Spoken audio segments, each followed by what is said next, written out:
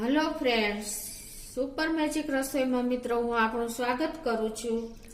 આજે હું સક્કરિયાનો ફરાળી ચેવડો લઈને આવી છું મિત્રો। તો તમને મારી રેસીપી ગમે તો લાઈક કરજો, શેર કરજો અને સબસ્ક્રાઇબ કરવાનું તો ભૂલતા જ નહીં। ફરાળી ચેવડામાં શું ઇન્ગ્રેડિયન્ટ લીધા ને સક્કરિયાના એ પણ હું તમને બતાવી દઉં। એમાં મેં 500 ગ્રામ સક્કરિયા લીધા છે। આ રીતના આપણે જાડા અને મોટા લેવાના છે, એટલે આપણે સ્લાઇસ કરવામાં સરખું પડે। અને બીજું મસાલામાં મેં એક મરચાની કટકા કરી લીધા છે, અને લાલ મરચું છે, હળદર છે, મીઠું છે અને ખાંડનો પાવડર મેં લીધો છે। અને સૂકા મેવામાં મેં કાળી દ્રાક્ષ છે, કાજુ બદામ છે અને મગફળીના દાણા છે। તો આટલા ઇન્ગ્રેડિયન્ટ મિત્રો આપણે જોશે। તો હવે આપણે બનાવવાનું ચાલુ કરીએ।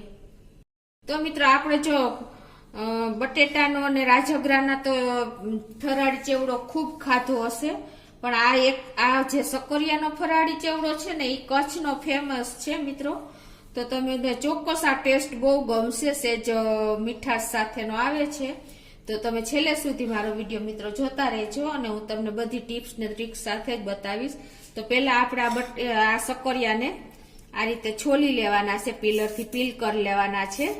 તમે જોઈ શકો છો આ રીતે।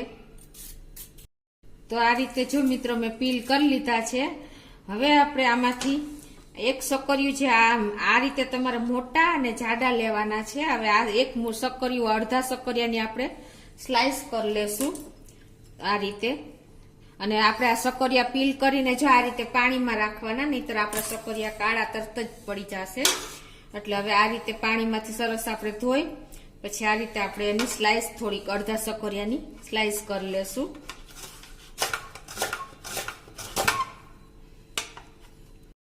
તો મિત્રો જો આ રીતે મેં અડધા સક્કરિયાની સ્લાઇસ કરી લીધી છે, અને એને તરત જ આપણે આ રીતે પાણીમાં નાખી દેશું, એટલે એનો સ્ટાર્ચ હોય જે દૂર થઈ જાય અને આપણે સક્કરિયા કાળા પણ ન પડે। તમે જોઈ શકો છો। હવે મિત્રો આપણે જે આ બીજા સક્કરિયા છે ને એનું આપણે આ રીતે ખમણ કરી લેશું, અને તરત જ આપણે પાણીમાં નાખતા જાશું। આ રીતે મોટા આકાવાળી જે આપણે આવે છે ને ખમણી, એનાથી આપણે આ રીતે ખમણ કરી લેશું।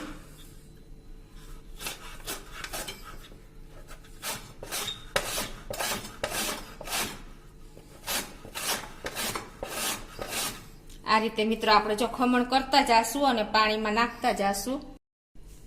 તો જો આ રીતે મેં ખમણીને પાણીમાં નાખી દીધા છે, નહીતર આપણે સક્કરિયામાં જે સ્ટાર્ચ હોય એ બધો નીકળી જાય।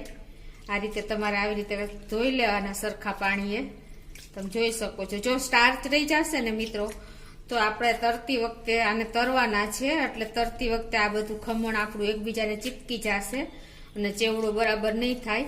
એટલે આ પ્રોસીજર તો તમારે ખાસ કરવી જરૂરી છે। તો આ રીતે આપણે નિતારી લેશું અને એક વાસણમાં લઈ લેશું।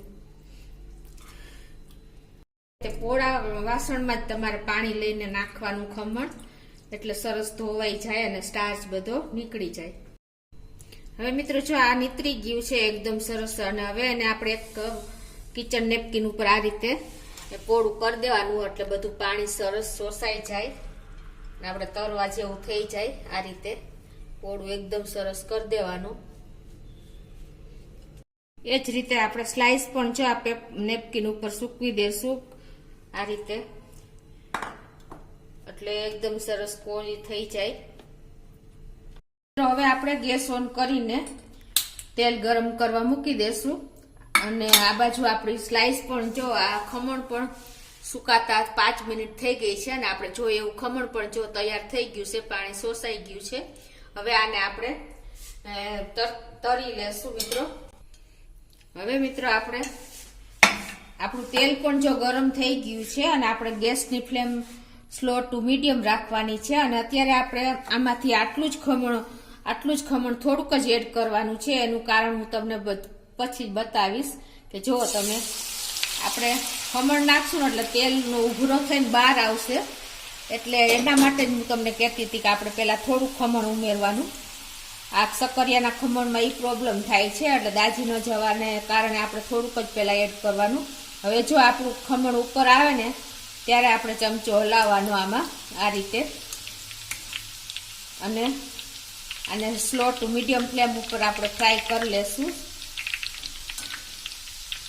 સ્ટાર્ચ તો આપણે સાવ કાઢી જ નાખ્યો છે. તો આ રીતે તમારે 2 થી 3 મિનિટમાં જ આપણું આ ખમણ તરાઈ જાય છે. તો આ રીતે જો મિત્રો સેજ લાઇટ પિંક થાય એટલે આપણું ખમણ તરાઈ ગયું છે 3 મિનિટમાં, તમે જોઈ શકો છો. તો મિત્રો જો આપણે આ રીતે બધું ખમણ તરાઈ ગયું છે. હવે આપણે આ જે સ્લાઇસ કરી છે ને શક્કરિયાની એ તરી લેશું અને ગેસની ફ્લેમ મિત્રો અત્યારે મીડિયમ જ રાખશું.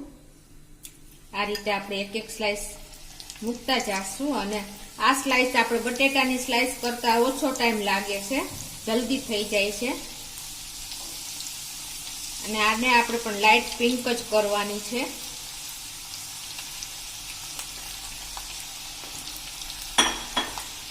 તો આ રીતે મિત્રો લો થી મીડિયમ ફ્લેમ ઉપર આપણે કરી લેશું. અને જો આપણે સ્લાઇસ ઉપર આવી જાય છે 3 મિનિટમાં તો તમે જોઈ શકો છો.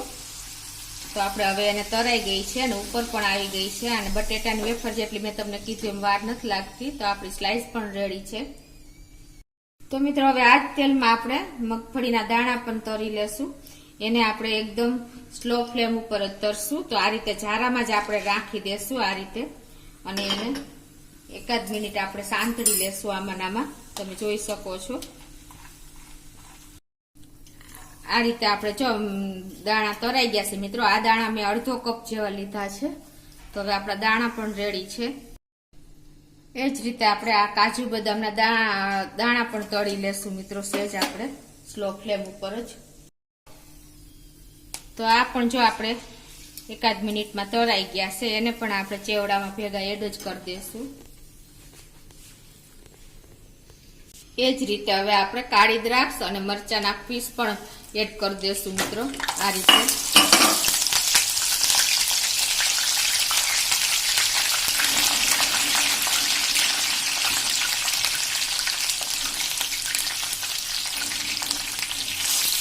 આપણા જે મરચાના પીસ પણ તરાઈ ગયા છે સરસ. અને દ્રાક્ષ પણ સરસ તરાઈ ગઈ છે અડધી મિનિટમાં જ. હવે મિત્રો આ બધું આપણે મિક્સ કરી લેશું સરસ. તમે જોઈ શકો છો આપણે બધા સૂકો મેવો, ખમણ અને સ્લાઇસ આ બધું આપણે સરસ મિક્સ થઈ ગયું છે. હવે એમાં આપણે 3/4 ટીસ્પૂન જેવું આપણે સોલ્ટ નાખી દેશું.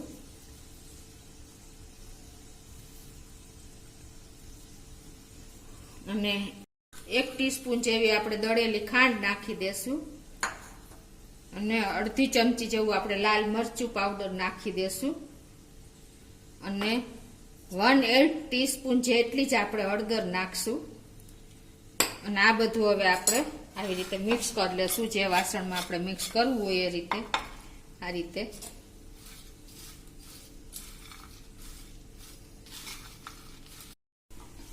તો મિત્રો જો આપણો શક્કરિયાનો ચેવડો રેડી છે શિવરાત્રી માટે સ્પેશિયલ. મિત્રો તમે કાંઈ પણ ઉપવાસ કરો, વ્રત કરો કે શિવરાત્રી ઉપર તમે ખાસ આ રીતે ટ્રાય કરજો. અને તમને મારો વિડીયો ગમે તો લાઈક કરજો, શેર કરજો અને સબસ્ક્રાઈબ કરવાનું ભૂલતા નહીં.